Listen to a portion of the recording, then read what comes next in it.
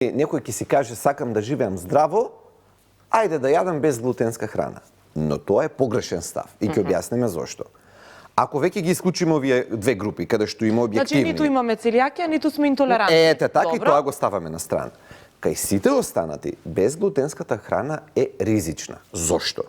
Заради тоа што, знаете како, ние заради, беше популарна сега изјавата, ја кажуваа по телевизија, вика заради една болва да не го запалиме цел орган. Сега ќе го кажеме тоа не во политичка конотација, туку ќе го кажеме во оваа конотација.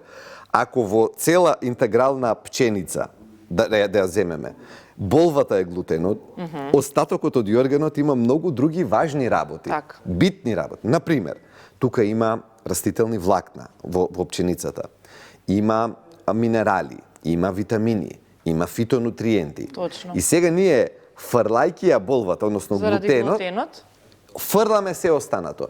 И не е проблем човек ако е на таква исхрана, да речеме, месец. Меѓутоа, многу повеќе месеци, година, 2, 3, тогаш тој човек треба толку многу да пази од каде ќе ги земе сите овие останати работи. Други намирници за да надополни, и тука тука веќе треба цел дизајн на програмата на исхраната. Значи тука веќе излегува од тоа, знаете како, многу пати луѓето кога сакаат да прават некој начин на исхрана, пазат само на тоа што ќе го исклучат. Ама ние секогаш кога нешто исклучуваме во исхраната, исклучуваме и други работи. Да, и мораме да пазиме како ќе надокнадиме. Не е тоа туку така, нели, тргнете го само глутенот. Не го тргаме само глутенот, туку тргаме еден куп житарки со него, кои што во себе имале многу корисни елементи и ние сега едноставно ги немаме. И треба многу да пазиме за сите тие останати да ги надокнадиме на поинаков начин. Така е, например, и со исхраната, ако решиме од X причини, некои луѓе месото сакаат да го, некои луѓе овошјето сакаат да го исклучат или намалат. Сите тие исклучувања треба да го направат човек свесен дека се доведува себе во ситуација да треба да надокнадува. Можеби преку намирници, можеби преку апчиња.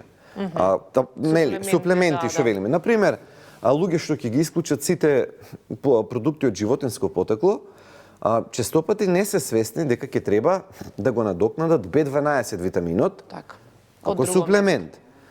Затоа велам, не треба само да пазиме што ќе исклучиме, туку треба да ја гледаме храната севкупно и да пазиме што ќе додадеме за сметка на исклученото.